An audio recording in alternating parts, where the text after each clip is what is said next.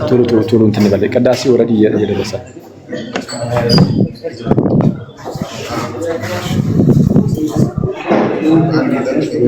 ቶሎ በሉ ፕሊዝ።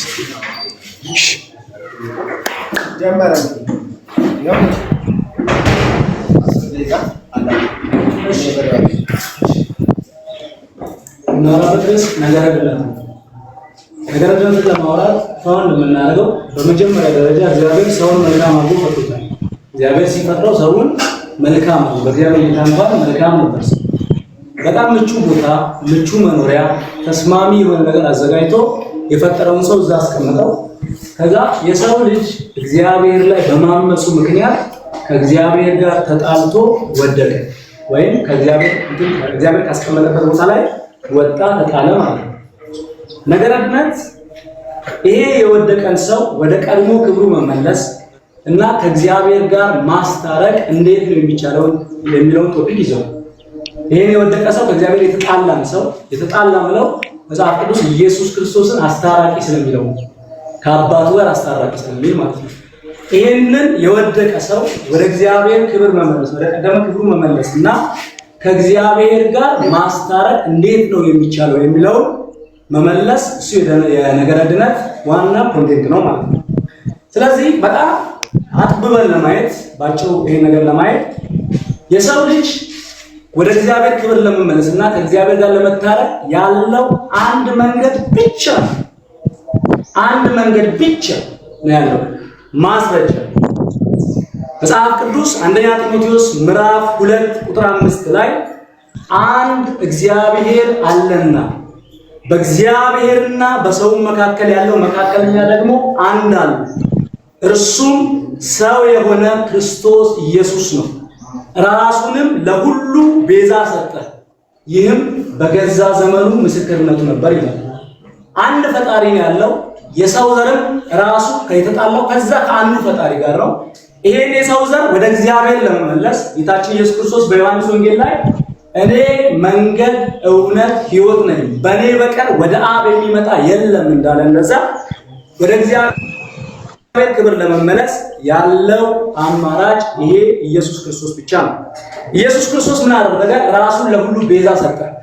የኛን ሞት፣ የኛን መውደቅ፣ የኛን ወደ ገሃነም መግባትና ከእግዚአብሔር ክብር መውደቅ ተክቶ ወይም እኛን ለዛ ነገር ያበቃንን ነገር ተክቶ እሱ ቅጣታችንን ተቀበለልን። የመጨረሻ በእኔ በኩል ከዛ ቀሪውን 5 ደቂቃ ለሱ ሰጣለሁ። ወደ ጥቅስ ምናምን ለማምጣት ሞክሯል።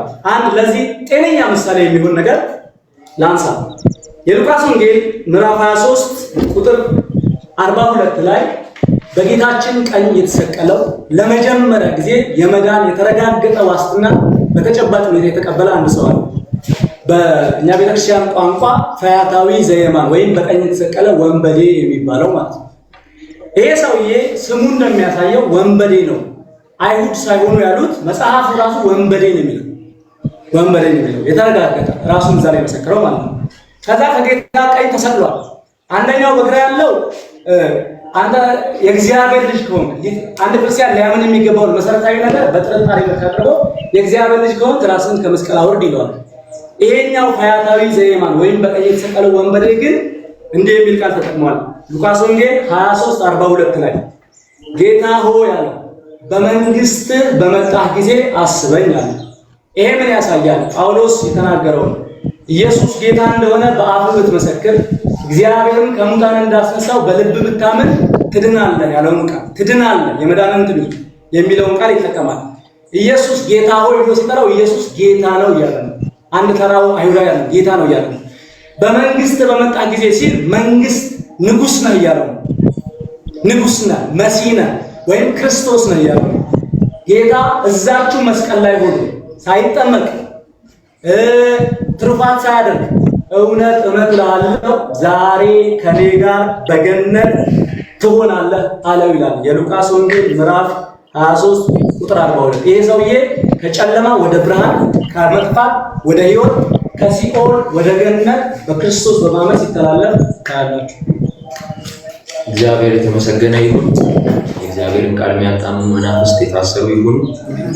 የሐዋርያት ሥራ ምዕራፍ 16 ቁጥር 30 ላይ ያለውን ጥቅስ ተናግሬ ጀምራለሁ። ጳውሎስና ሲላስ እስር ቤት ታስረው በነበረ ጊዜ እግዚአብሔር ተአምር አደረገ። ከዛ ወጡ። አንድ የጦር አለቃ ነበር እና ጳውሎስን ወደ ውጭ አውጥቶ ጌቶች ሆይ አለ። በደንብ ስሙ። ሐዋርያት ሥራ ምዕራፍ 16 ቁጥር 30 እኛ መጽሐፍ ቅዱስ እናምናለን። ጌቶች ሆይ እድን ዘንድ ምን ላድርግ? የሁላችሁም ጥያቄ ነው። እንዴት ልዳ? እንዴት የዘላለም ሕይወት ላገኝ? እንዴት መንግሥተ ሰማያት ልግባ? እንዴት ከእግዚአብሔር ጋር ልታረቅ የምትሉ ትኖራላችሁ። እድን ዘንድ ምን ላድርግ የምትሉ ትኖራላችሁ። ጳውሎስ ቢኖር እንደዚህ ይላቸዋል። እነርሱም በጌታ በኢየሱስ ክርስቶስ እመን፣ ቁጥር 30 እመን፣ አንተና ቤተሰቦችን ትድናላችሁ። ስለዚህ ሰው በጌታ በኢየሱስ ክርስቶስ በማመን ይድን። እዚህ ጋር ተጠመቅ፣ የሆነ ነገር አለ፣ የሆነ ነገር ስራ። ለመዳን ምን ላድርግ? እመን በማ በኢየሱስ ክርስቶስ። ከዛስ ትድናለህ። ከዛ በኋላ አላጠመቀውም ወይ? አጥምቆታል። ግን ምን ካረገ በኋላ? በኢየሱስ ክርስቶስ ካመነ በኋላ። ግን መዳን የሚባለው ነገር ለምንድን ነው የመጣው? መዳን ለምን አስፈልገ ካል መድኃኒት የሚያስፈልገው ምን አይነት ሰው? ምን የሆነ ሰው? የታመመ ሰው አይደለ? ስለዚህ የሰው ልጆች በሽታ ደግሞ ምንድን ነው? ኃጢአት ነው አይደለ?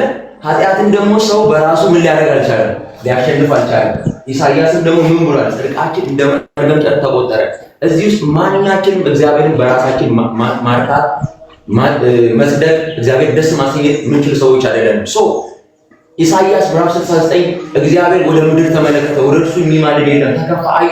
ስለዚህ ወይኔ በቃ ሰዎች ሁሉ ጠፍተው ሊቀሩ ነው ብሎ ቁጫን አይደለም። የገዛ ክንዱ መድኃኒት አመጣለታል። የእግዚአብሔር አብ ክንድ፣ የእግዚአብሔር አብ ጥበብ፣ የእግዚአብሔር አብ ኃይል የሆነው ከድንግል ማርያም ሰው የሆነው በቤተልሔም የተወለደው ኢየሱስ ክርስቶስ እኛን ከእግዚአብሔር ጋር ለማስታረቅ ከመለኮትነቱ ጋር ለማስታረቅ የዛሬ 2000 ዓመት በመስቀል ላይ ደሙን አፈሰሰ፣ ስጋውን ቆረሰ፣ ወደ ከርሰ መቃብር ወረደ። ወርዶ ብቻ አልቀረም፣ በሶስተኛውም ቀን ከሙታን ተነሳ። መጽሐፍ እንደዚህ ይላል ኤፌሶን ምዕራፍ 2 ላይ በእርሱ ስራ የእግዚአብሔር ልጆች እንድንሆን አስቀድሞ ወሰነናል። በራሳችን ስራ ልንጸድቅ ስላልቻልን እግዚአብሔር በኢየሱስ ክርስቶስ ስራ በሞቱና በትንሣኤው ሊያድነን ወደደ።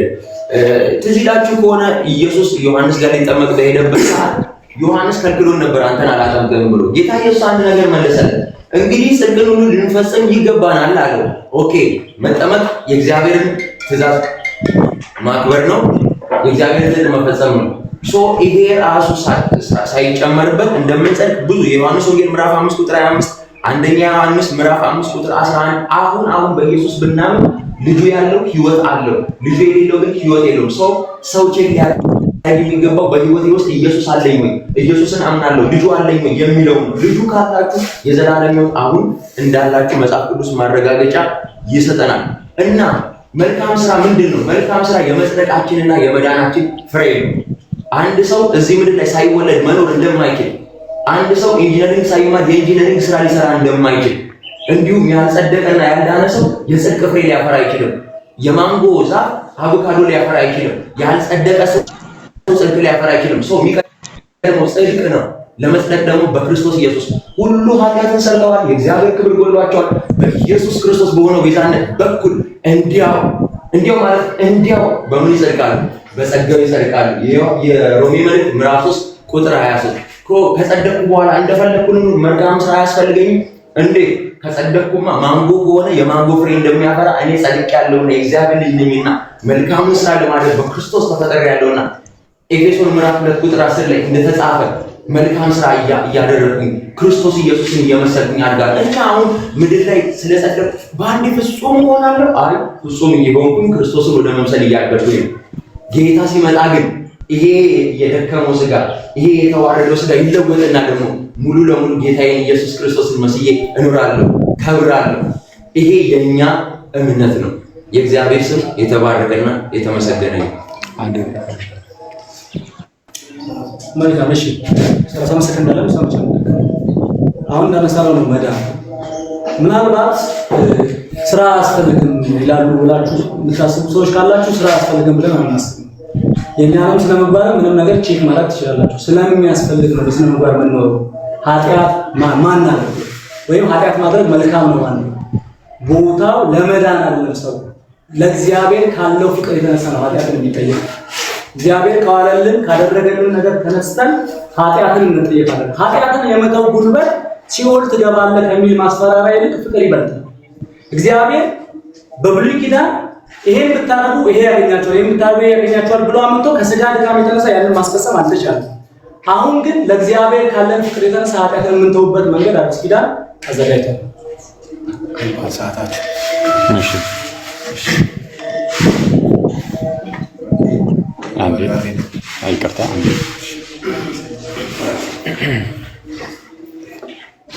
ጀምሮ እሺ አንድ አምላክ በሚሆን በአብ በወልድ በመንፈስ ቅዱስ ስም እንግዲህ የቤታችን ርዕስ ድህነት እሺ አንዴ ይቅርታ ቆይ እንደገና ጀምሯለሁ። ቅድም ሰው መጥቶ አስቁመሃል አይደል? አሁን አይግባ አሁን ይግባ። የእሱ ሰዓት እንዳትረብሸው አስቁመህለት ይቅርታ።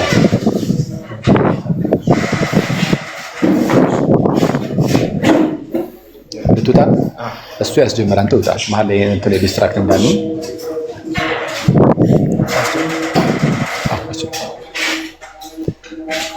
እሺ እንግዲህ እንዳልኳችሁ የውይይታችን ርዕስ የድህነት ትምህርት ነው። የድህነት ትምህርት ወሳኝ ትምህርት ነው። ሰው እዚህ ትምህርት ላይ ከሳተ ድህነቱን ያጣል በአጭሩ።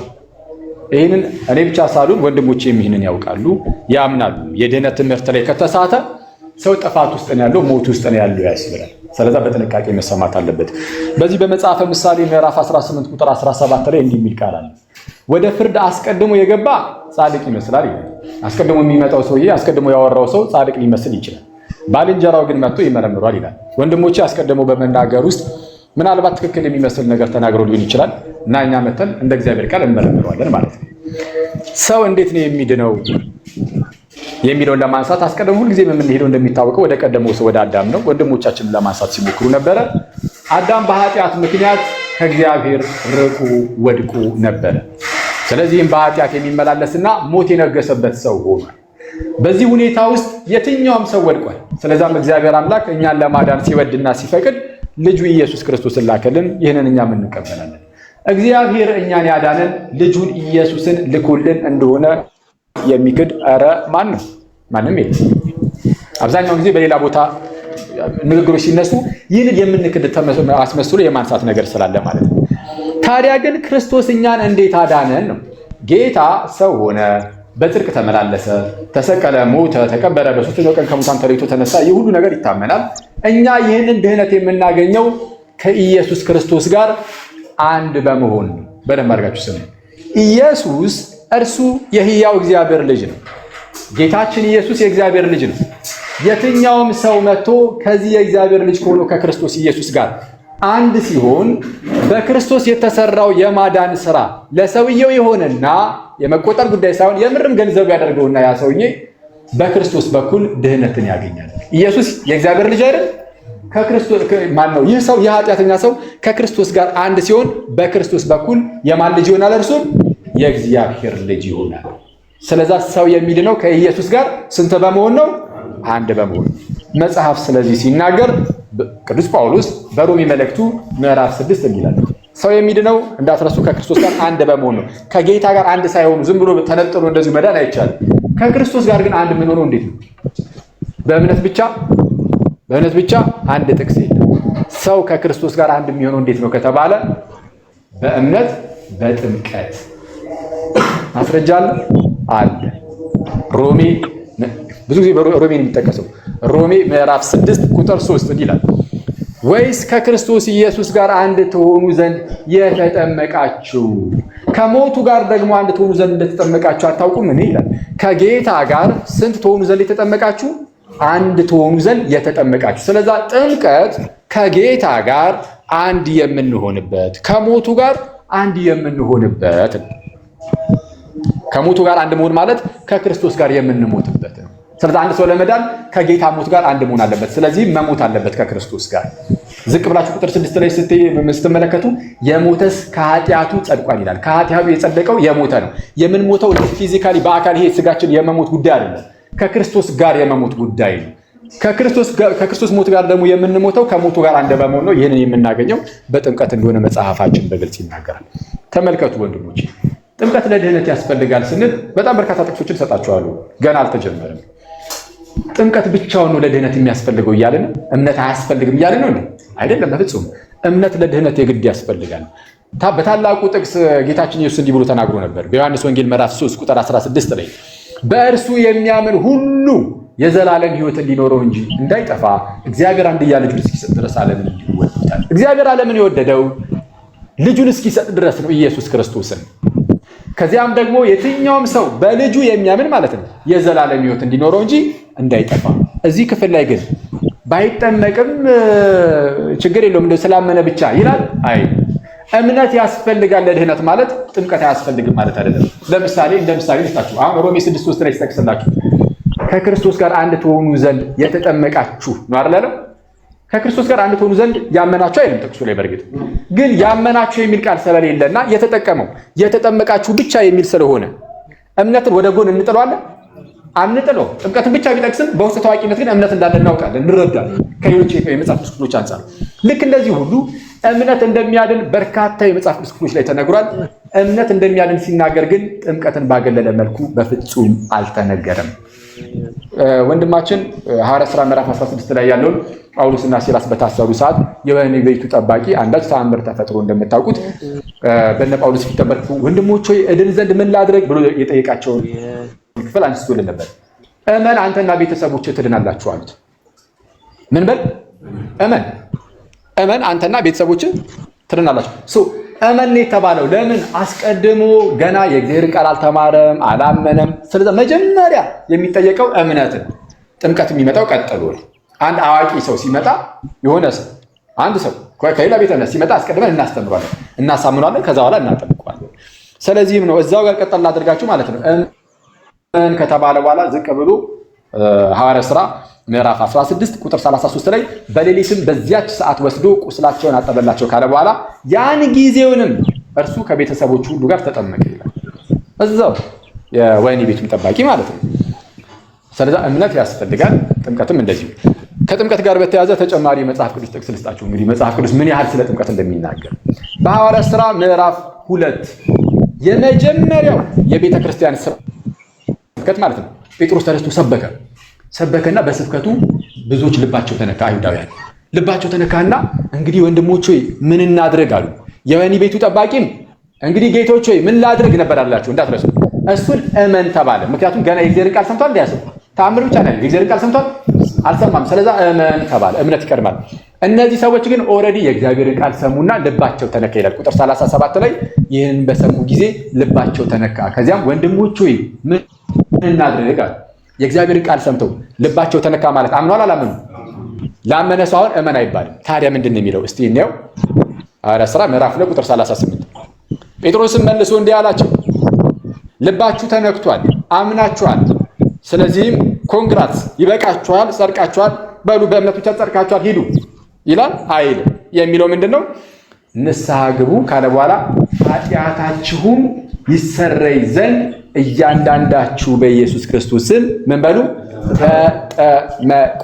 ኃጢአታችሁ ምን ይል ዘንድ? ይሰረይ ዘንድ። በጣም የሚያስደንቀን ነገር የጳውሎስ ነገር ነው። አሁን ጴጥሮስን የጠቀስኩላችሁ ጳውሎስ ወደ ክርስትና ሲመጣ ማለት ነው። ጳውሎስ ወደ ክርስትና ሲመጣ ከኃጢአቱ በጥምቀት ታጥቦ ነው። ኧረ ተው እባክህ፣ ይህንን ከገድል ከተአምር ወይ ከአንድ የኦርቶዶክስ መጽሐፍ አግኝተው ነው የሚል ሰው ሊኖር ይችላል። አይደለም። እዚሁ ሐዋርያት ሥራ ምዕራፍ 22 ቁጥር 16 ላይ ጳውሎስ አስቀድሞ ጌታችንን ቀጥታ አግኝቶታል። እንደምታውቁት ክርስቶስ ከላይ ተገለጠለት። የመውጊያውን ብረት ብትቃወም በአንተ ላይ ይብስብሃል አለው። ጳውሎስ መልሶ ጌታ ሆይ ብሎ ጠርቶታል። እንዲህ ሁሉ ከተፈጠረ በኋላ ጳውሎስን ወደ ከተማው ግባ አለው። እዛ በደማስቆ አግኝቶት ማለት ነው። ወደ ሐናንያ ሄደ። ጳውሎስ ሐናንያ ጋር ሄደ። ለመጀመሪያ ጊዜ ጳውሎስ ወደ ክርስትና ሲመጣ ማለት ነው። እንግዲህ የሐዲስ ኪዳን ከግማሽ በላይ የሚሆነውን እሱን ይጻፋል። ሐናንያ ጋር ሄደ። ሐናንያ ነገረው። ምን አለው? ሐዋርያት ሥራ ምዕራፍ 22 ቁጥር 16 ላይ እንግዲህ ለምን ትዘገያለህ? በል ተነስ፣ ስሙን እየጠራህ ተጠመቅ፣ ከኃጢአትህም ታጠብ። መጽሐፍ ቅዱሳችን እዚህ ላይ ክሪስታል ክሊር ማለት በጣም ግልጽ ነው። ሰዎች ወንድሞቻችን እየካዱ ያሉት ይህንን ግልጽ የሆነ የመጽሐፍ ቅዱስ ትምህርት ነው። ወንድሞቼ ጥምቀት ያድናል። ተዋክሊ ቃል በቃል ግን ጥምቀት ያድናል የሚል ግን የለም። አለ ማስረጃ አንደኛ ጴጥሮስ ምዕራፍ 3 ቁጥር 21 ላይ ይህም ጥምቀት ደግሞ አሁን ምሳሌ ሆኖ ያድነናል ይላል። ባፕቲዝም ናው ሴቭስ ነው የሚለው ጥምቀት አሁን ያድናችኋል። ጥምቀት ያድናል የሚል ቃል በቃል አለ። የተካደው ይህ ነው። ቃል በቃል መጽሐፍ ቅዱስ ላይ የተቀመጠው የእግዚአብሔር ቃል ሲካድ እናየዋለን። ጥምቀት ያድናል የሚል ቃል አለ። ይህንን ነገር ግን ሐዋርያቱ ይሄ ያስተማሩት እንደው ከራሳቸው አፍልቀው ይሆን? የምር ከጌታቸው ተቀብለውታል? የስ ከጌታቸው ከኢየሱስ ክርስቶስ ተቀብለዋል። ጌታ ጥምቀት እንደሚያድን አስተምሯል። አዎ ማስረጃ አለ። የስ ማርቆስ ምዕራፍ 16 ከቁጥር 15 ጀምሮ እንዲህ ይላል። ምን ይላል? እንግዲህ ወደ ዓለም ሁሉ ሂዱ፣ ወንጌልንም ለፍጥረት ሁሉ ስበኩ ይላል። ስበኩ ከተሰበከ በኋላ ያመነ ይላል። ስብከቱን ሰምቶ የሚያምን የተጠመቀም ይድናል። የሚድነው ምን ያደረገ ነው? ያመነ የተጠመቀ። ያላመነ ግን ይፈረድበታል አለ። አንድ ሰው ወንጌልን ሰምቶ አላምንም ካለ ይጠመቃል? ስለማይጠመቅ ያላመነ የሚለው ቃል ብቻ ይጠቀማል። ያላመነ ግን ይፈረድበታል። ለመዳን ግን ማመን መጠመቅ የግድ እንደሆነ ጌታ አስተምሯል፣ ጴጥሮስ አስተምሯል፣ ጳውሎስ አስተምሯል፣ መጽሐፍ ቅዱስ አስተምሯል። መጽሐፍ ቅዱስ አማኞች እንቀበላለን።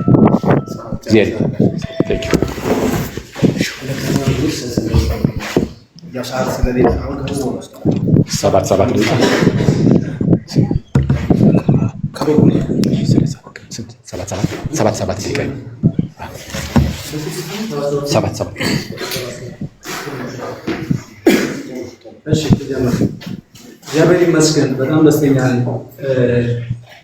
እኛ ቅድም ሰው ሳይጠመቅ ሌሎች ትሩፋቶችን ያስፈልጋሉ ነገሮቹ ሳያደርግ ቀጥታ ወደ እግዚአብሔር መንግስት እንደሚገባ መጽሐፍ ጠቅሰን አሳይተናል። ለምሳሌ አኬ ብዙ ነገሮችን እያነሳ እንትን እያለ ሲያል በጌታ ቀኝ የተሰቀለውን ወንበዴ እንዳልጠቀስኩት እንዳላነሳሁት አድርጎ አልፈለም።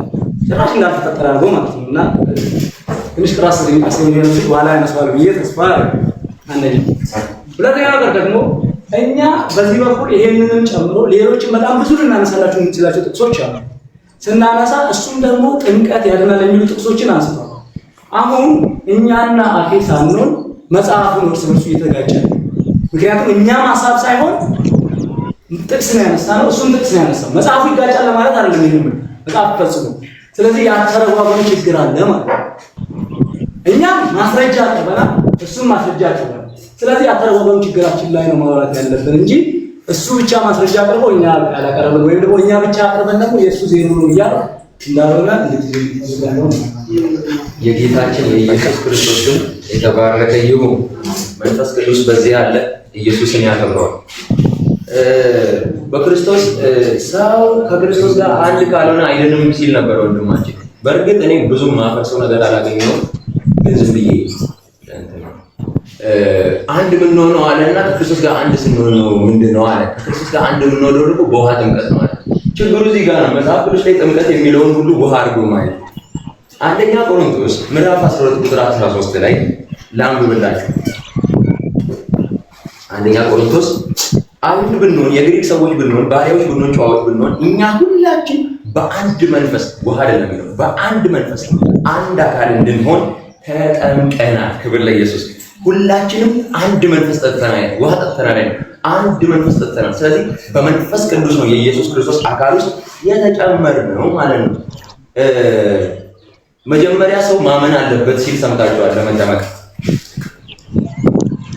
ታዲያ ሰው የሚያምነው ለመዳን ከሆነ ሲጠመቅ ሌላ የሚጨመርለት መዳን አለ? የለም። መዳን ብቻ በቂ ነው። የኃጢአት ስርየት ጳውሎስን ጠቅሶ ወንድማችን ስሙን እየጠራ ተጠመቅ ከኃጢአት ታጠብ የሚለውን ጠቀሰ። ውሃ አይደለም ከኃጢአት ያጠበው የጠራው ስሙ። የሐዋርያት ሥራ ምዕራፍ 10 ቁጥር 43 መልስ አለ። የሐዋርያት ሥራ ምዕራፍ 10 ቁጥር 43 እንደዚህ ይላል፣ በእርሱም የሚያምኑ ሁሉ በስሙ የኃጢአቱን ስርየት እንዲቀበል ነቢያት ሁሉ ይመሰክሩለታል። በምን? በስሙ የኃጢአቱን ስርየት። በውሃ መጠመቁ አይደለም፣ ስሙን እየጠራ መጠመቁ። ስሙ ነው ከኃጢአት ያነሳው። ምን የሚለው ስም? ኢየሱስ የሚለው ስም፣ መድኃኒት የሚለው ስም። ክብር ለዚህ ስም ይሁን። ደስ የሚል ስም። ጴጥሮስን ጠቅሷል። ጴጥሮስን እየጠቀሰ ነበር። እዛ ቦታ ላይ የኖህን ታሪክ ያነሳል። ልብ አድርጉ። ኖህ በመርከብ ከውሃው ዳነ ወይስ ውሃው ከመርከብ አዳነ? በመርከብ ከውሃው ዳነ። ምሳሌ ሆኖ ያድነናል ነው የሚለው እዚህ ጋር። ምሳሌ ሆኖ ያድነናል። ይህም ደግሞ የበጎ ህሊና ልመና ይሄው ደይቃለ ይሄ የበጎ ህሊና ልመና ነው። ይሄም ደግሞ በክርስቶስ ትንሣኤ ነው። አንድ ይሄን ታሪክ ሁላችሁ ታውቁታላችሁ። በጣም ረጋ ብዬ ልናገር ስለ ኖህ ከጥፋት ውሃ ዳነ ወይስ ውሃው አዳነ? መልሱልኝ። ከጥፋት ውሃ በመርከብ ውስጥ ገብቶ ዳነ ወይስ ውሃ ዳነ? ኖህ መርከብ ውስጥ ገብቶ ከጥፋት ውሃ ዳነ ወይስ ውሃው አዳነ? ይኸውላችሁ እንግዲህ በኖህ መርከብ ውስጥ ገብቶ ኢየሱስ አዳነ ማለት መርከብ ውስጥ ገብቶ ኖህና ቤተሰቡ እንስሳት እንደተረፉ መጽሐፍ ቅዱስ ይናገራል። ዘፍጥረት ምዕራፍ 8 ምዕራፍ 9 ማየት ትችላላችሁ። በዚህ ጥቅስ ከሆነ ጥምቀት ያድነናል የሚለው እነዚህ ሰዎች ስደት እየደረሰባቸው ስለሆነ ሰዎች ደግሞ በዛ ጊዜ በግል በተገለጠ ሁኔታ በልባቸው ያመኑት ጌታ በውሃ ጥምቀት ስለሚመሰክሩ ከዛ በኋላ ያ ዓለም እነዚህ ሰዎች ከዚህ በኋላ ይጠጣሉ፣ ይሰክራሉ፣ ይዘሙት እንደኛ ማለት ነው ብሎ አይቀርም። ለምን? ከዛ ዓለም በጥምቀት መስክረው ስለዳኑ ማለት ነው። ሌላው ደግሞ ብዙ ደቂቃ በጣም እንትን እንዳለ እንደሚታወቀው አንድ ጨምር በጣም ጥሩ አጋጣሚ ስለሆነ ሮሜ ምዕራፍ 3 ቁጥር 23 ጀምሮ እስከ 26 ያለው ቅድም መዳን የሚለው ነገር አኬ ሲሰራው ቀጥታ ጥምቀት ላይ ሰፍቶታል። በቃ ጥምቀት የሚባል ነገር ውስጥ ሙሉ ከተቀመጠ መዳን ወደ እግዚአብሔር ክብር መመለስ ከእግዚአብሔር ጋር መታረቅ የሚለውን ሐሳብ ጥምቀት ጋር ቀጥታ ወስዶ ለጥፎታል። ወንድማችን ነው ለማለት ቸግረኛል። መምህር አኬ ሲያነሳ ማለት ወንድምነት በጣም ትልቅ ማለት ስለሆነ መጽሐፍ ቅዱስ ላይ ሮሜ ምዕራፍ 3 ቁጥር 23 ጀምሮ እስከ 26 እንዲህ ይላል፣ ሁሉ ኃጢአትን ሰርተዋልና የእግዚአብሔር ክብር ጎሏቸዋል ይላል። መውደቅ ይሄ ነው። ሁሉ ኃጢአትን ሰርተዋልና የእግዚአብሔር ክብር ጎሏቸዋል። በኢየሱስ ክርስቶስ በሆነው ቤዛነት በኩል እንዲያው በጸጋው ይጸድቃሉ ይላል። ኢየሱስ ክርስቶስ መስቀል ላይ በሰራው የቤዛዎት ስራ እንዲያው በጸጋው ይጸድቃሉ ይላል። ከዛ እርሱንም ይላል ያንን ሰው እንዴት ሊያገኝ ብሎ መጠየቁ አይቀርም። አሁን እንዴት ላግኝ መምህር አኬ ያለው ተጠምቆ ያገኘዋል ነው፣ በጥምቀት ያገኘዋል ነው። መጽሐፉ ግን የሚለው እርሱንም ይልና እግዚአብሔር በእምነት የሚገኝ በደሙ የሆነ ማስተስሪያ አድርጎ አቆመው ይላል። የኢየሱስ ክርስቶስ የመስቀል ላይ የቤዛዎት ስራ የሚገኘው ሰው ኢየሱስ ክርስቶስ የሞተው ለኔ ኃጢአት ነው ብሎ ሲያምን ቀጥታ በእምነት የሚገኝ በደሙ የሆነ ማስተስሪያ አድርጎ አቆመው።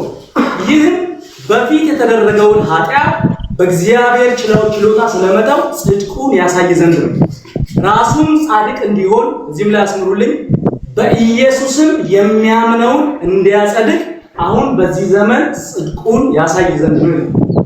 በእምነት የሚገኝ ነው። ሲቀጥል ደግሞ መጽሐፉ የሚለው በኢየሱስ የሚያምነውን እንዲያጸድቅ። ስለዚህ መጽሐፍ ስለሚል የትኛውም ሰው ፊት የትኛውም አደባባይ ላይ ሳናፍር ሰው ኢየሱስ ክርስቶስ መስቀል ላይ ተገርፎ ተንገላቶ ተዋርዶ በችንካር ተቸንክሮ ተሰውቶ የከፈለውን ዋጋ ለኔ ነው ብሎ ሲያምን እግዚአብሔር ያንን ሰው ጻድቅ ይለዋል። እሺ አንዴ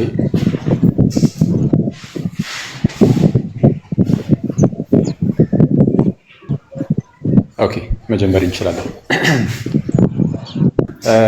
ቀደም ሲል በመግቢያችን ላይ ወንድማችን ሱቢ መግቢያውን ለማቅረብ ልክ ሲጀምር የመጽሐፍ ቅዱስን ቃል የሚያጣምም መንፈሱ የታሰረ ይሁን ብሎ ነበርና አይዊሽ ባሰረው በዛ ሳይድ እየተነሳ ያለውን አደገኛ የሆነ የተጣበበ ነገር ባሰረ ተሩዳ መለስ እንበልና ግን አንዳንድ ሐሳቦችን እናንሳ። ወንድሞቻችን ሱቢ እንዳለውም እንግዲህ የማፈርሰው ነገር አላገኘውም ብሏል። እኔ ደግሞ ላፈርስ የምችልበትን አቅም አላገኘውም እንዳለን የተረዳሁት። ምክንያቱም የተነሱት የመጽሐፍ ቅዱስ ክፍሎች ጠቅላላ በግልጽ ቀጥታ ጥምቀት ያድናል፣ ጥምቀት ለኃጢአት ስርየት ነው ምናምን ናቸው። እነዚህን መቃወም ማለት ቀጥታ መጽሐፍ ቅዱስን መቃወም ነው። ምናልባት እሱ ባለው ወንድም ማን ነው አዴ እንዳለው ወንድማችን መጽሐፍ ቅዱስ እርስ በርስ እየተጋጨ አይደለም። የኔና የናንተ ሐሳብ የኛ ሐሳብ አባር ለሚተጋጨ ያለው እንዲማ ከሆነ መጽሐፍ ቅዱስ እየተጋጨ ነው ያስብላል። ምክንያቱም እርሱም ማስረጃ አቅርቧል፣ እኛም ማስረጃ አቅርበናል ብሏል። ስለዚህ አንድ ያመነልን ነገር እኛም መጽሐፍ ቅዱስ ማስረጃዎችን አቅርበናል። ወንድማችን ያቀረበው ነገር ጥምቀት ያድናል የሚል ማስረጃ አቅርቧል አላቀረቡም? ጥምቀት እንደሚያድን ይቅርታ፣ እምነት እንደሚያድን ማስረጃዎችን አቅርበዋል አይደል? የስ እምነት እንደሚያድን ማስረጃዎችን አቅርባችኋል። ትክክል ናችሁ። እምነት እንደሚያድን እኛም አንክድም። ግን እምነት ብቻ የሚል አንድ ጥቅስ አቅርባችኋል አላቀረባችሁም? ጥምቀት እንደማያድን አቅርባችኋል፣ አንድ አላቀረባችሁም። ስለዚህ መጽሐፍ ቅዱስን በምልአት መቀበል ማለት ነው። መጽሐፍ ቅዱስ እንደ ቡፌ ያለ የሆነ ብድግ አድርገህ የሆነች የተመቸን ቆንጠር አድርገህ ወስደህ ሌላውን ግን ሌሎቹ ይቀበሉት ብለህ የምትተወው አይደለም። በምልአት ነው የምትቀበለው። እምነት ያድናል ካለ አሜን ብለን እንቀበላለን። መጽሐፍ ቅዱስ አማኞች ነን፣ አንቃወምም እምነትን። ጥምቀት ያድናል ካለንም አሜን ብለን እንቀበላለን ነው። ከተነሱ ሐሳቦች ውስጥ አንደኛ በጌታ ቀኝ የተሰቀለው ተብሏል። በጌታ ቀኝ የተሰቀለውን ወንበዴ ጉዳይ በአጭሩ ላንሳላችሁ። በጌታ ቀኝ የተሰቀለው ወንበዴ በሰዓቱ ክርስቶስ ከሙታን ተነስቷል። ቤተክርስቲያን በውልደት ደረጃ ተመስርታለች። ጥምቀትን ጌታችን ኢየሱስ በአብ በወልድ በመንፈስ ቅዱስም አጥምቁ ብሎ የተሰጠው ከትንሣኤ በኋላ ነው ወይስ በፊት? ከትንሣኤ በኋላ። ጥምቀት በሌለበት ሁኔታ ለምን ሳይጠመቅ ብሎ እንደመጠየቅ ነው። ይህ ስህተት ነው። ሲቀጥል ሰው ለመዳን መንፈስ ቅዱስ መውረድ አለበት የለበትም? ይህ ሰው ግን በቀኝ በኩል የተሰቀለው ሰውዬ ዛሬ ከኔ ጋር በገነት ትሆናለህ ሲባል መንፈስ ቅዱስ ገና ወርዶ ነበረ? የሚወርደው ሐዋርያት ሥራ ምዕራፍ 2 ላይ ነው። መንፈስ ቅዱስ ሳይወርድ ይህ ሰው ገና ለገና ድኗልና መንፈስ ቅዱስ ለድነት አያስፈልግም ሊሉ ነው ማለት ነው በእነርሱ አካሄድ። ይህ ብቻ አይደለም። ይህ ሰው የሥላሴን ትምህርት ዋና የድነት ትምህርት ምናምን በቋሚነት ተምሯል። ስለዚህ እንደዚህ ወንድማችን አባባል ከሆነ የሥላሴን ትምህርት ባይማርም ሰው እንዲሁ ጌታ ስላለ ብቻ ይድናል ያስፈልጋል። ኤክሰፕሽን የሚባል ነገር አለ። ወደ ሱቤ ደግሞ እንሂድ። ሱቤ አንድ ያነሳው ነገር አለ። ጥምቀት ሲባል የውሃ ጥምቀት እንደው መስሎሃል እንጂ የውሃ ጥምቀት አይደለም አለ። በተለይ ሮሜ ምዕራፍ 6 ሮሜ 6 በግልጽ የውሃ ጥምቀትን የሚያመለክት ነው። ወንድማችን ግን ጥምቀት የሚለውን ወስዶ የውሃ ብዬ አልፈታም ብሎናል። መጽሐፍን ማን ያጣመመው የሚለውን እንድታውቁ እንድትረዱ ማለት ነው። በምን ማወቅ መረዳት እንችላለን? መጽሐፍን ማን እያጣመመ እንዳለ። እኔ እነሱ ናቸው ያጣመሙት ብዬ አምናለሁ። ለዚህ ማስረጃ አንደኛ ከጥንት ጀምሮ የጥንት የክርስቲያን አባቶችም የሚተረጉሙት በውሃ ጥምቀት ነው። ግን የጥንት የክርስቲያን አባቶችን ተዋቸው፣ እነሱ ስለማይቀበሉት ይቀር። ፕሮቴስታንት ጋር ብትሄዱ ማለት ነው የተሐድሶ የእምነት መግለጫ ላይ ብትሄድ ስለ ጥምቀት ሲያወሩ ሮሜ 6:3 የውሃ ጥምቀት ምሳሌ አድርገው ያስቀምጡታል። ያድናል ባይሉ ራሱ ሮሜ 6 ላይ ያለው ጥምቀት ግን የውሃ ጥምቀት እንደሆነ ያስቀምጡታል። ሙሉ የመጽሐፍ ቅዱስ ትርጓሜ ያለ የፕሮቴስታንቶች ነው። አዲሱ መደበኛ ትርጉም የፕሮቴስታንቶች የመጽሐፍ ቅዱስ ትርጓሜ እያንዳንዱ ላይ ፉትኖቱ የህዳጉ ላይ ማለት ነው ማብራሪያ ይሰጣሉ። ማብራሪያ ሲሰጡ የፕሮቴስታንቶች ሳይቀር ሮሜ 6ን የውሃ ጥምቀት አድርገው ያስቀምጡታል። አንተ ግን የውሃ ጥምቀት አይደለም ብለሃል። መጽሐፍ ቅዱስን የሚያጣምም መንፈስ የታሰረ ይሁን ብሎ ነበር፣ አልታሰረም። እሺ ስቀልድ ነው ለጨዋታ ያለ ለጨዋታ። እሺ ጥምቀቱ ግን የምርም የውሃ ጥምቀት እንደሆነ ማስረጃ ልስጣችሁ። ቅድም ሳነሳላችሁ በሐዋርያት ሥራ ምዕራፍ ቁጥር 38 ላይ ኃጢአታችሁ ይሰረይ ዘንድ በኢየሱስ ክርስቶስ ስም ተጠመቁ ብሏችሁ ነበር አይደል? ኃጢአታችሁ ምን ይዘን በኢየሱስ ክርስቶስ ስም ምን አድርጉ? እሺ ይህ የውሃ ጥምቀት እንደሆነ ማስረጃ እዛው ሐዋርያት ሥራ ምዕራፍ 10 ራሱ ጴጥሮስ ተናጋሪ ቁጥር 47 ላይ የቆርኔሌዎስን ታሪክ ታስታውሰዋለህ። መንፈስ ቅዱስ ወረደ፣ አሕዛብ ስለሆኑ አስቀድሞ ምልክትን ይሰጥ ዘንድ መንፈስ ወረደላቸው። ከዛ በኋላ እነዚህ ሰዎች ግዴታ በእምነት ውስጥ ሆነው መጠመቅ ነበረባቸውና ጴጥሮስ እንደዚህ ብሎ ተናገረ። በዚያን ጊዜ ጴጥሮስ መልሶ እነዚህ እንደኛ ደግሞ መንፈስ ቅዱስን የተቀበሉ እንዳይጠመቁ ውሃን ይከለክላቸው ዘንድ የሚችል ማን ነው አለ። ምንን ይከለክላቸው ዘንድ አለና ከተቀጠለ አርጎ ቢል ጥሩ ነው። እያንዳንዱን በኢየሱስ ክርስቶስ ስም ተጠመቁ። በኢየሱስ ክርስቶስ ስም መጠመቅ ማለት በውሃ መጠመቅ ነው። ይህ በኢየሱስ ክርስቶስ ስም መጠመቅ ደግሞ ለኃጢአት ስርየት እንደሆነ ራሱ ጴጥሮስ በሐዋርያት ሥራ ምዕራፍ 38 ላይ የተናገረውን አሳይቻለሁ። ሌላ አንድ ያነሳው ነገር አለ ወንድማችን። አይ እንደው ጳውሎስ ከኃጢአቱ የታጠበው የጌታን ስም በመጥራት ነው እንጂ በጥምቀቱ አልታጠበም ብሏል። ሐዋርያት ሥራ ምዕራፍ ቁጥር 16 ላይ አሁንስ ለምን ትዘገያለህ? ተነስ፣ ስሙን እየጠራህ ምን አድርግ? ተጠመቅ፣ ከኃጢአትን ታጠብ። አሁን ማነው ጳውሎስ እንዲያደርገው የታዘዘው? በድርጊት ደረጃ ማለት ነው። አስቀድሞ ጌታችን ኢየሱስም ምንድነው ልታደርገው የሚገባህን ነገር ይነግሩሃል ብሎ ነበር የላከው ወደ ሐናንያ። እስቲ ምንድነው የላከው? ልታደርገው የሚገባህን ይነግሩሃል ብሎ ነበር የላከው። ሊያደርገው የሚገባው ነገር የተነገረው ምንድነው ከተባለ ተጠመቅ፣ ስሙን እየጠራህ ምን አድርግ? ከኃጢአትህ ታጠብ። ጥምቀት ውሃን ስለምንጠቀም ጥምቀታችን ላይ ይሄ ብዙ ጊዜ ውሃ የቆሻሻ ማስወገጃ አይደል? መታጠቢያ አይደል?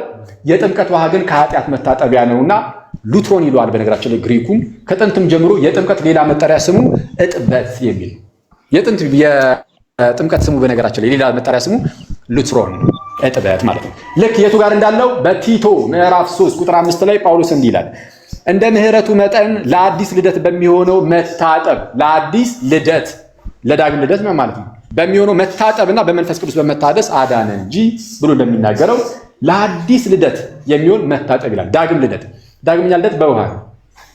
እጥበት የሚለው ውሃ ነው። ኧረ ማስረጃ አክሊል ከጌታ ነው። ያው ማስረጃው የቱ ጋር? ዮሐንስ ምዕራፍ 3 ቁጥር 5 እውነት እውነት እልሃለሁ ሰው ከውሃ እና ከመንፈስ ካልተወለደ በቀር ወደ እግዚአብሔር መንግሥት ሊገባ አይችልም። መንፈስን አልጣልም፣ ውሃም ግን አለ። ያ ጥምቀት ይባላል። ሌላው በመርከብ የዳናችሁት ወይስ በውሃ ብሏል። በመርከብ እኮ ነው፣ በውሃ አይደለም አለ። ጴጥሮስ እንደዚህ አለ፣ ጥቂቶች ማለት 8 ነፍስ በውሃ የዳኑበት መርከብ ሲዘጋጅ ይላል። በምን የዳኑበት? በውሃ። እንዴት ነው የዳኑት? ውሃው የጥፋት ውሃው ማለት ነው። ሌላውን ዓለም አጥፍቶ እነሱን ከዛ ከጥፋት ዓለም ነፃ አውጥቷቸዋልና በዚህ መልኩ አድናቸዋል። እግዚአብሔር ይስጥልኝ። ሁለተኛውን ዙር ተሳካው ታጨረሰናል። አሁን ማጠቃለያ 3 ደቂቃ ጨርሳለን ማለት ነው።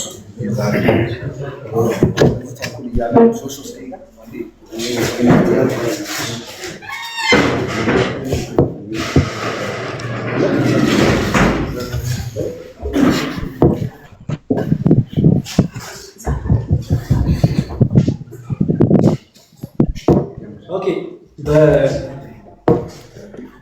በመምህራኬ ድምዳሜ መሰረት በጌታ ቀኝ የተሰቀለው ወንበዴ ከትንሣኤ በፊት ስለሆነ ጥምቀት ስላልተጀመረ መንፈስ ቅዱስ ስላልወረደ አልዳነም። ስለዚህ እሱ ያለ ጥምቀት ወደ እግዚአብሔር መንግሥት ለመግባት አይጠቀስም የሚል ኮንክሉዥን ሰጥቶ አልፈታል። መደምደሚያ ሰጥቶ አልፈታል። እኔ ደግሞ ብለው መዳን ማለት ወደ እግዚአብሔር መንግሥት መጨመር ማለት በሰማይ ያለውን ያን የሚያምር ተስፋ መቀበል ማለት እዛ ሄደን በጣም ይሄ በወርቅና በእንትን የተሰሩ ቤቶች ውስጥ መኖር ማርና ወተት ቀን ሙሉ መብላት መጠጣት አይደለም። በሰማይ ያለን ትልቅ ተስፋ ከጌታ ጋር ለዘላለም መኖር ነው። ከኢየሱስ ጋር ከመሆን በላይ በሰማይ ከጌታችን ከኢየሱስ ጋር አብሮ ከመኖር በላይ የክርስቲያን ተስፋ ፍጻሜ የለም። ስለዚህ ይሄ ሰውዬ በክርስቶስ ኢየሱስ ሲያምን እውነት እልሃለሁ ዛሬ ከኔ ጋር በገነት ትሆናለህ። የዳነ ሰው መጨረሻው ከጌታ ጋር በገነት መኖር ነው። ከጌታ ጋር በገነት መኖር ነው። ስለዚህ እንዲህ ያለ ዕድል የተሰጠውን ሰውዬ በጌታ ቀጥተኛ ተስፋ የተሰጠውን ሰውዬ ወንድማችን መምህራችን ተሳስቶ እንደሚለው ይሄ ሰውዬ አልዳነም የሚል መደምደሚያ ሰጥቶናል እና ይሄ ወለ እግዚአብሔር ይርዳውና ንስሐ ይባበት የሚል እንሰጣለው ማለት ነው። እሺ እግዚአብሔር የተመሰገነ ይሁን። ሁላችንም በሰማያት እንድንገናኝ ነው መሻታችን። ጌታ ኢየሱስ ሲመጣ አብረን እንድንሄድ አብረን እንድንኖር መጽሐፍ ቅዱስ ላይ የተጻፈው እውነት ይሄ ስለሆነ እና እኛ አንድ ነገር እንድታምኑ የምንፈልገው የውሃ ጥምቀትን እናምናለን። በዚህ እንቀበላለን፣ እናጠምቃለን።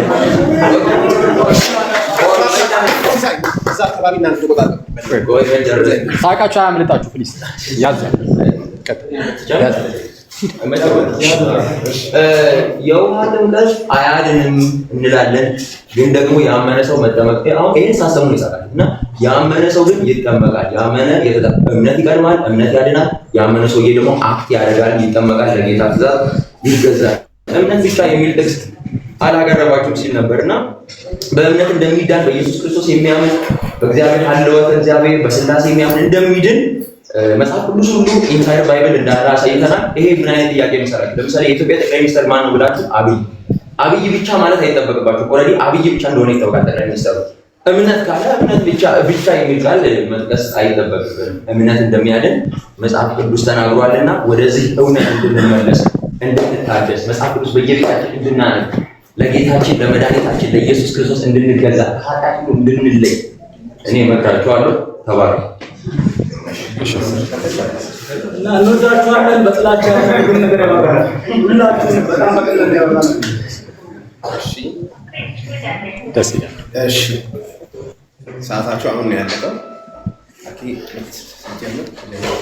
እሺ መጀመር እንችላለን። እንግዲህ እየተሰጠን ያለው 3 ደቂቃ ነው። እውነቱን ለመናገር አጭር ደቂቃ ነው፣ ግን ወንድሞቻችን 3 ደቂቃ የሚናገሩትን ነገር ያገኙ አይመስለኝም ከታላቅ ይቅርታ ጋር እና ለኔ ጨመርልኝ። እሺ እንግዲህ ዛሬ እንዳየን ጥምቀት ለድህነት ለኃጢአት ስርየት ነው ወይስ አይደለም የሚለው ማለት አሻሚም አይደለም። በቃ ግልጽ የሆነውን የቤተ ክርስቲያን ትምህርት የመጽሐፍ ቅዱስ ትምህርት አይተናል። ጥምቀት የስ ለኃጢአት ስርየት ለድህነት ነው። እምነት ግን አያድንም ያላለ እምነት የስ ለድህነት ነው። አሁን ወንድሜ እሱቤ አንስቶ ነበር። ምን አለ? አብይ የዚች ሀገር ጠቅላይ ሚኒስተር ነው ለማለት የእሱን ጠቅላይ ሚኒስተርነት ለመናገር አብይ ብቻ ማለት አይጠበቅብኝም ብሏል። ያው አብይ ብቻውን እንደሆነ ስለሚታወቅ አለ። አዎ አብይ ብቻውን እንደሆነ ይታወቃል። እምነት ግን ብቻውን እንደሆነ አይታወቅም። እናንተ ናችሁ የምታውቁት እሱ። ለዛ ነው እምነት ብቻ የሚል አምጥ ያለው። ምክንያቱም መጽሐፍ ቅዱሳችን በእምነት ድህነት እንደሚገኝ ሁሉ በጥምቀትም የኃጢአት ስርየት እንደሚገኝ በግልጽ ቃል በቃል ከነገረን አሜን ብሎ መቀበል ነው። እኔ እሱ ቢሆን እዚህ ጋር አንድ የተናገረው ደስ በጣም የምወደው አንድ ተስፋ አለኝ። እኔ ከዚህ በፊትም ስንገናኝ ነገራችሁ ነበር። እኔ ትልቁ ተስፋችን ጌታችንን መጠበቅ፣ ከጌታችን ጋር መኖር። ልክ በዮሐንስ ወንጌል ምዕራፍ 14 ቁጥር 3 ላይ ተመልሼ እመጣለሁ ከዚያም እወስዳችኋለሁ ብሏል ጌታ ኢየሱስ። እና ይሄ ትልቁ ተስፋችን እና እሱ ይሄንን ነገር አነሳውና ያው እንድንሄድ ነው ምናምን አለ። ደስ ይላል፣ ግን እሱ ትሄዳለህ ወይ ነው። ምክንያቱም ለምን መሰለ ከጌታ ጋር ለመሄድ የጌታን ትምህርት መቀበል ያስፈልጋል። ጌታችንና መድኃኒታችን ኢየሱስ መጥቶ የሚወስደው በትምህርቱ ያመኑትን ቃሉን የተቀበሉትን ጌታ ያመነ የተጠመቀ ይድናል እያለ አንተ ግን አይ ጥምቀት ለድነት አይደለም ካልክ ይጥሉህ ነው የሚሄደው። ጌታችን ኢየሱስ ሰው ከውሃ እና ከመንፈስ ካልተወለደ በቀር ወደ እግዚአብሔር መንግሥት ሊገባ አይችልም ብሎ ቃል በቃል ከውሃ እያለ እየተናገረ የለም ጥምቀት ለዳግም ልደት አያስፈልግም ካልክ ከጌታ ጋር ትቆራረጣለህ። አዴ በቀኝ የተሰቀለውን ሰው አንስቶ ጭራሽ አልዳንም ብሏል ብሎናል። በቀኝ የተሰቀለው ሰው አልዳንም አላለም። ቅዳሴያችን ላይ ጭራሽ ምንድነው በቀኝ የተሰቀለው ወንበዴ እንደማርከው እኛንም ማረን እያልን የምንጸልይ ድንቅ ህዝብ ነን። ድንቅ የእግዚአብሔር ህዝብ ነን። በነገራችን ላይ የሚያስደንቅ ህዝብ ነው። ህዝብ እያልን ያለነው ምንድነው? አዎ ድኗል፣ ግን ሲድን ኤክሰፕሽናል በሆነ መንገድ ነው። ይህ ሰው መንፈስ ቅዱስ ሳይወርድ በፊት ነው የዳነው። ይህ ሰው የሥላሴ ትምህርት እንኳን ሳይማር በፊት ነው የዳነው። ጌታ እርሱ ባወቀ ይህንን ሰው አዳነው። ጥምቀትም ከመሰጠቱ በፊት ስለሆነ ማለት ነው። ይህንን ኤክሰፕሽናል የሆነ ነገር ይዘህ ግን የሆነ ሰው የሥላሴ ትምህርትንም ባይማር ይድናል ወደ ማለት ሊያንደረድር ይችላል። መንፈስ ቅዱስ ባይወርድም ሰው መዳን ይችላል ወደሚል የመንፈስ ቅዱስ ክህደት ውስጥ ሊወረወር ይችላል። ስለዚህ ከዛ አንጻር ነው አንዳችን የሚያነሱት ነገር የለም። እውነቱን ለመናገር ብቻዬን እንዳስተማርኩት ነው ይቆጥ ደስ ይላል በእውነት። እኔ ቢያንስ መሳቃቸውን እናደንቃለን እና እግዚአብሔር ይመስገን። እና ቆይ ጋይስ አንድ ስለዚህ የምንለው ነገር ከዚህ የስተት ትምህርታችሁ ብትመለሱ አማደ ምስጢራት ላይ ነውና የካዳችሁት የኦርቶዶክስን ቋሚ ትምህርት ክዳችኋል ነው። እግዚአብሔር ያክብርልኝ። እሺ ሁላችሁም ቁጭ ባላችሁ ወደ ጸሎት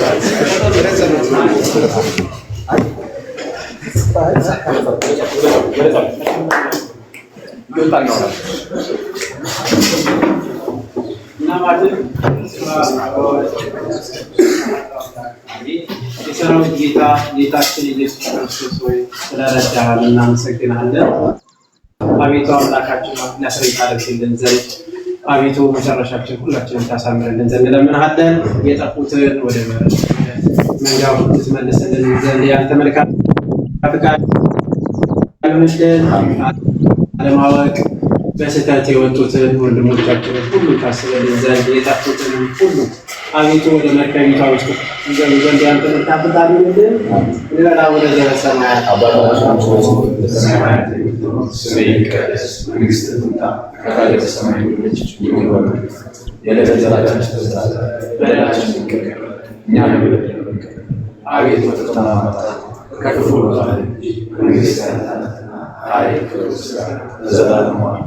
እመቤታችን ቅድስት ድንግል ማርያም በመልአኩ በቅዱስ ገብርኤል ሰላም ይልሻል፣ በሐሳብሽ ድንግል ነሽ፣ በሥጋሽም ድንግል ነሽ። አሸናፊ እግዚአብሔር ሰላምታ ላንቺ ይገባል። ከሴቶች ሁሉ ተለይተሽ አንቺ የተባረክሽ ነሽ፣ የማኅፀንሽ ፍሬ ጸጋን የተሞላሽ ደስ ይበልሽ፣ እግዚአብሔር ከአንቺ ጋር ነው። ከተወደደው ልጅሽ ከጌታችን ከመድኃኒታችን ከኢየሱስ ክርስቶስ ዘንድ ይቅርታና ምሕረት